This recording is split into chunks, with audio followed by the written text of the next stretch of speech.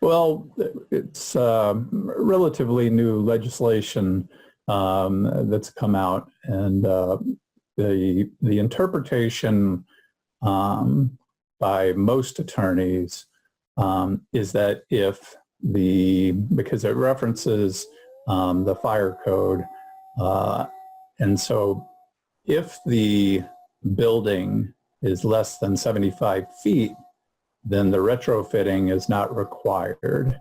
Now, what I have done with associations when this legislation came out is to tell them if they're less than 75 feet, it probably doesn't apply, but it may not be a bad idea to cover yourself from a liability standpoint to go through the opt-out procedure that is described in the statute.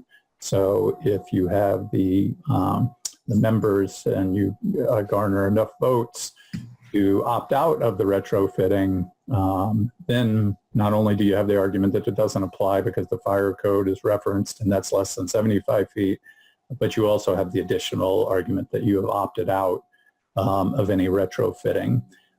If it's over 75 feet, then you still need to at that point, you're either going to need to go ahead and retrofit, which costs a lot of money, especially if you have a lot of buildings in the association.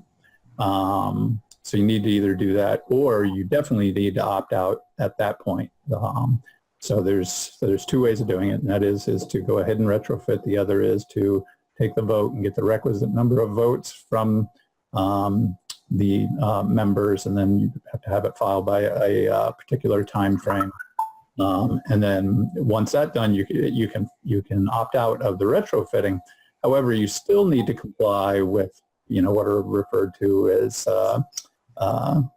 life-saving systems or life protection systems, which is probably cheaper than retrofitting, but you still have to make sure that you're in compliance with that part. That part you can't opt out of.